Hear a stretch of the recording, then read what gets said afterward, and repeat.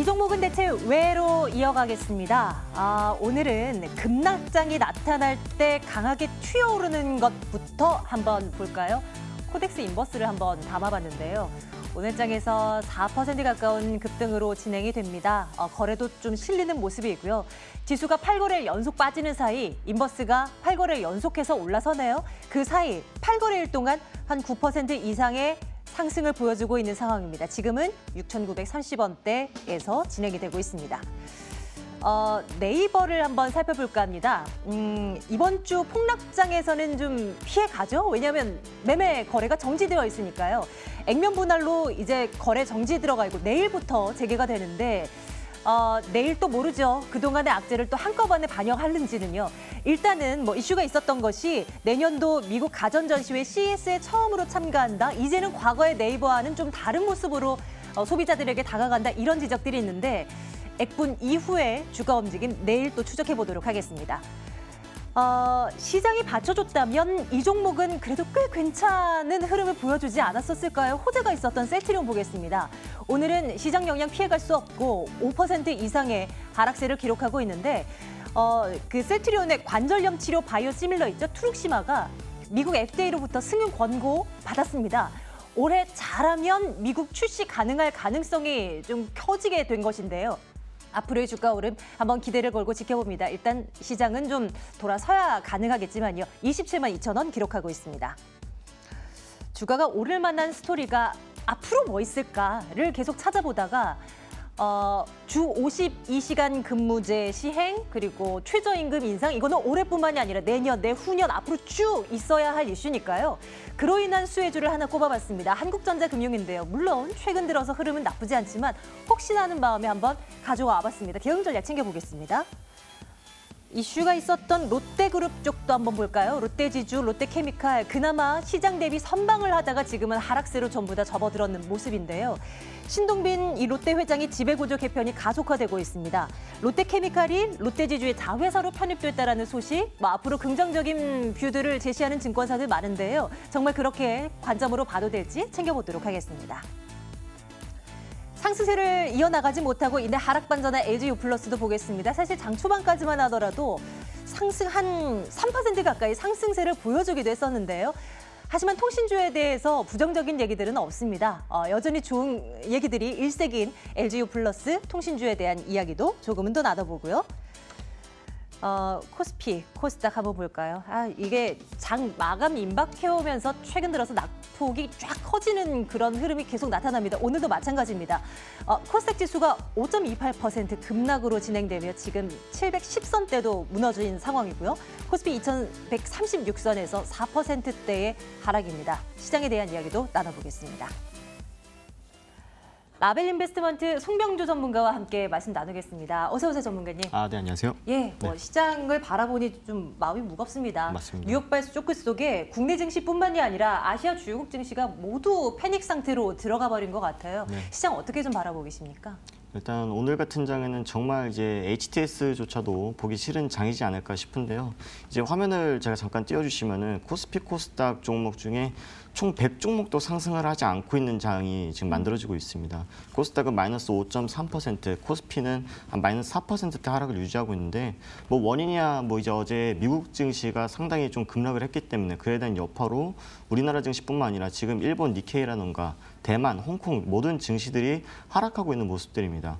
근데 지금 우리가 이제 바닥이라고 생각했을 때 시점에서 반등하지 못하고 추가적인 하락을 나타내다 보니까 투자자들 사이에서 아마 10년 주기 설이 진짜 사실이 아닐까 이러한 의심조차도 할 수 있는 장세가 좀 만들어지고 있다라고 좀 볼 수가 있겠는데 이제 2008년이라던가 또는 2000년대 우리가 이 IT 버블이라던가 또는 리먼 브러더스 사태 때 상당히 좀 시대적인 변화가 많이 나타났던 시대였다라고 좀 우리가 판단을 해본다라고 하면은 지금 급락이 우리가 당장 포기하고 떠나야 되는 시점이 아니라 기회를 엿봐야 되는 시장이지 않을까라고 좀 말씀을 드리고 싶어요. 물론 여기서 추가적인 하락이 나올 수 있는 가능성도 높고 또는 이 횡보할 수 있는 가능성 또한 높겠지만 2008년 리먼 브러더스 사태 때 이후에는 미국 시장에서 뭐 금융 규제라든가 또는 대출 규제에 대해서 상당히 강화됐고 오히려 튼튼해졌습니다. 그리고 이 2000년대만 해도 IT 버블이 터지고 나서 정말 많은 산업들이 발전이 됐죠. 우리도 지금 무역 분쟁 빌미로 해서 미국이라든가 중국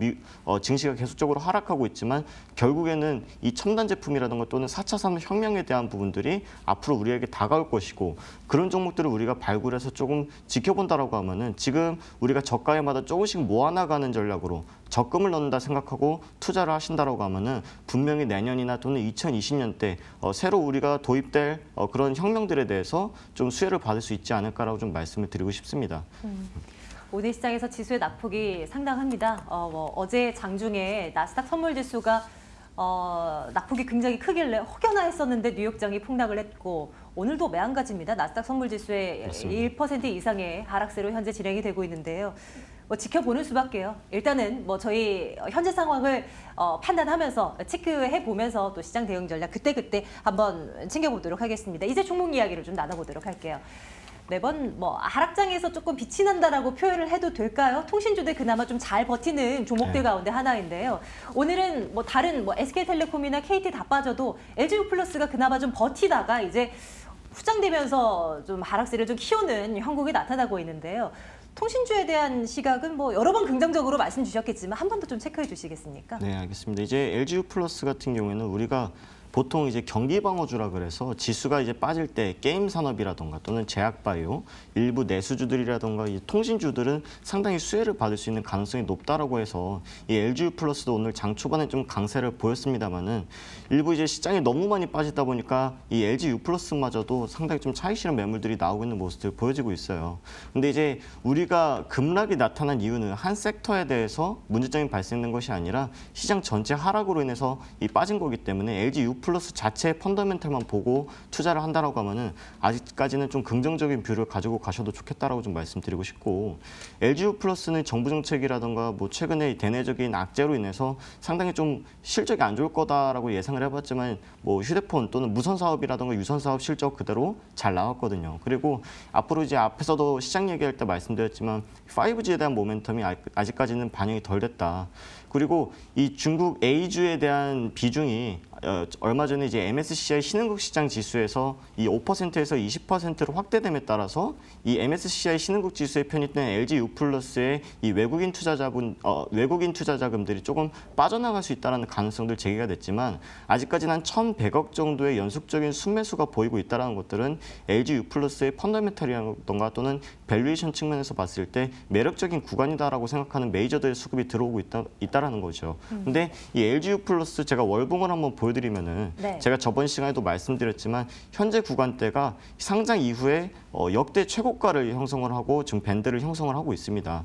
이제 제가 연말까지는 배당 성향 자체가 높기 때문에 2만 원까지는 좀 전략적으로 가져가 보셔도 좋겠다라고 좀 말씀을 드렸지만 좀 구체적으로 전략을 세워드린다라고 하면은 우리의 호가에서 앞 단위가 바뀌기만 하면은 심리적인 요인으로 인해서 차익 실현 매물들이 나오는 경우가 있어요. 그래서 2만 원까지 보시기보다는 이 19,000원에서 19,900원까지 좀 전략적으로 분할 매도해 가시는 전략으로 좀 장기적으로 가져가셔도 좋겠다 이렇게 말씀드리겠습니다. 맞아요. 예전부터 올 연말까지는 한번 보자, 네. 이전까지를 한번 보자라고 말씀을 많이 주셨었죠. 네. LG유플러스 의견은 좋아요 여전히 찍으면 되는 거죠? 네, 좋아요 드리도록 하겠습니다. 좋습니다. 또 다른 종목 쪽으로 한번 눈을 돌려볼까요? 롯데그룹주 쪽으로 한번 가볼까 하는데요. 롯데지주, 롯데케미칼이 어제 한 밤쯤부터 이제 뉴스 주요 헤드라인을 계속 장식하고 있더라고요. 신동빈 롯데 회장이 이제 경영 복귀를 하면서 지배구조 개편이 이제 가속화되고 있는 모습입니다. 일단은 뭔가 지주사로서의 어떤 체제를 잡아가는 그런 모습이 나타나고 있는데 앞으로 주가상으로도 긍정적인 전망을 좀 기대해 볼 수 있겠습니까? 네, 일단 충분히 긍정적인 효과를 가져올 수 있다라고 좀 볼 수가 있겠는데 이 롯데 그룹 자체가 예전에 이제 일본인 최대 주주가 이제 롯데 호텔의 최대 주주잖아요. 그렇기 때문에 일본인 그룹이라는 이제 사실 좀 누명을 많이 받았기 때문에 그러한 부분들을 해소하고자 신동빈 회장이 나오자마자 바로 이야기를 꺼낸 것이 지배구조 개편안에 대한 부분들이거든요. 그래서 우리가 롯데 그룹에 대해서 투자를 할 때는 롯데지주나 또는 롯데케미칼에 대해서만 볼 것이 아니라 이 주력 사업을 어떻게 해나갈 것이고 또는 지배구조 개편안을 통해서 어떠한 긍정적인 효과가 나타날 수 있을까에 대해서 좀 보실 필요가 있겠다. 네. 이 롯데케미칼을 자회사로 편입하는 것이 어떻게 보면 상당히 전략적인데 롯데케미칼이 최근에 유가 상승에도 불구하고 주가는 계속 약세였거든요. 근데 이 부분이 이 수출에 대한 매출액이 한 50% 정도 되니까 원가 절감에 대한 부분들에 대해서 해결을 하지 못한 거거든요. 하지만 롯데지주의 자회사로 편입이 되면서 재무구조 개선이라던가 또는 이 중국과의 관계 개선 이런 것들이 이루어진다라고 하면 롯데케미칼의 배당 성향 또한 높아질 수가 있겠고, 이 롯데가 이제 지주사 전환, 지배구조 개편안을 통해서 주력 사업을 좀 강화할 수 있을 만한 긍정적인 모멘텀. 예를 들어서 아직까지 중국이 롯데라는 글자가 붙어 있는 상품에 대해서는 구매를 못하게 하고 있지 않습니까? 그렇기 때문에 중국에 진출한 롯데마트라든가 대형마트에 대해서 어느 정도 좀 빨리 회수를 하고 또 다른 성장 동력을 찾아나기 위해서 좀 긍정적인 좀 포트폴리오를 구성할 수가 있겠다. 이렇게 봤을 때는 롯데 지주라든가 롯데케미칼은 전부 다 긍정적으로 보셔도 좋겠다라고 좀 말씀드리도록 하겠습니다. 투자 의견 좋아요 가는 거죠? 네, 좋아요 드리겠고 또 한 가지로 이제 말씀드릴 게 이제 롯데지주에서 이 자회사로 롯데카드라던가 네. 롯데캐피탈이 지금 자회사로 잡혀 있어요. 근데 일반 지주사 전환이 된다라고 하면은 금융계열사의 지분을 가지고 있으면 안 되거든요. 그래서 2년 내에 롯데카드라던가 롯데캐피탈의 지분을 어느 정도 전략적인 M&A를 실시할 수 있다라는 부분들에 대해서 긍정적인 모멘텀도 가지고 있기 때문에 좀 그중에서 롯데지주를 좀 긍정적으로 좀 보셔라 말씀드리겠습니다. 맞습니다. 뭐 시장 분위기가 조금 나아지면 또 롯데지주도 함께 덩달아서 상승 여력을 좀 찾아가겠죠. 앞으로 눈여겨보도록 합니다. 투자 의견 좋아요 찍고요. 이번에는 무인화라는 이슈로 매번 부각이 됐었던 종목 하나 볼까요? 한국전자금융인데요. 뭐 오래전부터 이제 언급됐던 이슈이긴 합니다만 네. 그래도 우리가 또 놓쳐서는 또 안 될 이슈이기도 해서요. 맞습니다. 이 종목에 대한 관점은 어떠십니까? 일단 이제 한국전자금융 같은 경우 이제 무인 자동화 시스템에 대한 매출액이 전체 매출의 한 70% 정도를 차지를 합니다. 그만큼 해당 사업에 대해서 엄청나게 집중을 하고 있는 기업이다라고 좀 볼 수가 있겠는데요. 이 무인화 자동 시스템에 대해서는 앞으로 계속적으로 성장할 수밖에 없는 산업 구조가 지금 형성이 되고 있습니다. 물론 지금 지수 하락에 따라서 좀 주가가 눌리는 현상이 나타나고 있지만 저는 오히려 좀 매수 기회라고 좀 볼 수가 있겠고, 좀 예를 들어 드리면은 저희 이제 사무실 앞에 좀 무인 카페가 하나 있습니다. 그 무인 카페에서 아메리카노 한 잔에 한 1,800원 정도 되고 근처 경쟁 카페에서는 한 5,000원 정도 돼요. 근데 지금 청년 실업률에 대해서 또는 최저임금에 대해서 계속적으로 일자리를 늘려라 하는 정부 정책에 따라서 누가 그 무인 카페에 대해서 직원 한 명 채용해라고 강요할 수 있는 부분들은 아니거든요. 그렇기 때문에 최저임금 인상이라던가 또는 무인 주차장에 대해서 계속적으로 수요는 늘어날 수밖에 없고 이 한국전자금융이 그 사업에 대해서 집중을 하고 있기 때문에 앞으로도 계속적으로 성장할 가능성이 높지 않겠느냐 이렇게 말씀드리도록 하겠습니다. 좋습니다. 한국전자금융에 대한 투자 의견도 그러면 뭐 좋아요 가도 괜찮겠는데요. 네네. 지금 말씀 주신 좋아요 사인이 나온 종목들 중에 내일장 탑픽을 하나 꼽자라고 한다면 어떤 쪽에 손 들어주시겠어요? 그중에서 이제 한국전자금융을 탑픽으로 꼽아드리는데 네네. 이 기업 같은 경우에는 사실 시가총액 대비해서 변동성이 그렇게 크지는 않습니다. 그나마 좀 안정적인 종목군에 해당이 되기 때문에 지금 시장 상황과 가장 어울리는 종목이다라고 좀 말씀드리면서 분할적으로 접근하시면 좋겠다 말씀드리겠습니다. 네, 뭐 오늘 뭐 시장 영향 탓도 있으니까요. 뭐 따로 뭐 손절가 목표가를 제시하지는 않겠습니다. 네. 뭐 시장이 이제 반등이 나온다면 다시 한번 또 전문가님의 도움 말씀 한번 들어보고요. 계속해서 우리가 관심을 가져야 할 종목으로 한국전자금융 꼽아봤습니다. 3시 26분입니다.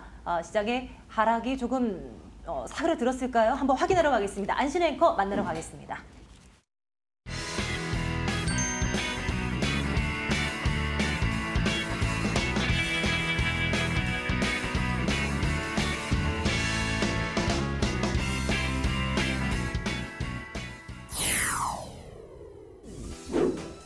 심상치 않은 분위기였습니다. 장 시작과 함께 코스피는 2200선이 붕괴됐고 코스피 4.2% 낙폭을 기록하면서 7년 만에 최대 낙폭을 기록하기도 했는데요. 호가 부근에선 더 떨어져서 4.64%까지 낙폭을 키웠습니다. 2125선에 마감을 준비하고 있습니다. 코스닥 지수도 낙폭이 확대되면서 41포인트가량 밀려있고 5.58% 낙폭을 확대하면서 705선에 마감을 준비하고 있습니다. 시가총액 상위 종목 살펴보도록 살펴보도록 하겠습니다. 거래가 정지됐었던 네이버나 극히 소수의 종목을 제외하고 파란불 일색이었습니다. 이 탑5 역시 일제히 파란불이 크게 드리워져 있는데요. 일단 대장주부터는 5%가량 하락하고 있습니다. 42,850원 선에 마감을 준비하고 있습니다.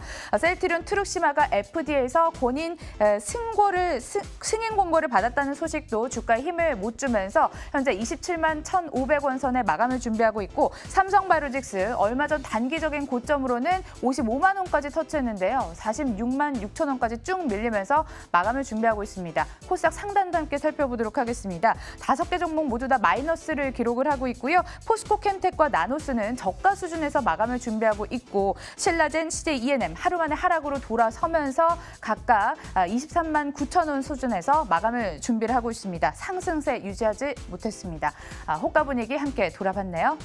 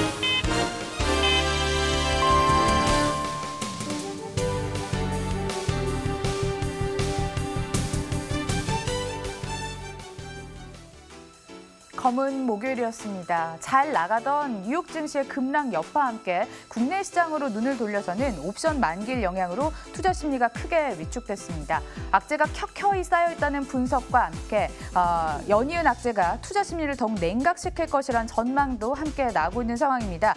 연저점을 또다시 쓰면서 마감이 됐고요. 코스피는 4.38% 하락한 2130선에 마감을 지었습니다. 코스닥은 710선마저 붕괴되면서 707선에 마감을 지었고요. 낙폭이 5.36%까지 커져 있습니다. 신저가 기록하는 종목도 속출하면서 어려운 시장 분위기 속에 침체된 분위기를 맞았습니다. 외국인은 약 6천억 원 가까운 매도 물량을 쏟아냈는데요. 5,905억 원 매도 우위로 기록이 됐죠. 8일째 매도 랠리를 이어가고 있는 상황. 하지만 개인과 기관 쪽에서 쌍끌이 매수에 나섰습니다. 개인이 2,108억 원, 기관은 3,550억 원 순매수 우위로 기록이 됐습니다. 코스닥 시장에서는 개인만이 또 파는 모습이 연출됐습니다. 2,529억 원을 팔았는데 통신 서비스, 인터넷, 비금속 같은 업종을 제외하고 업종 전반적으로 매도세가 짙게 깔렸습니다. 다만 기관 쪽에서는 금융투자에 중심 매수가 유입이 되면서 1,703억 원을 샀습니다.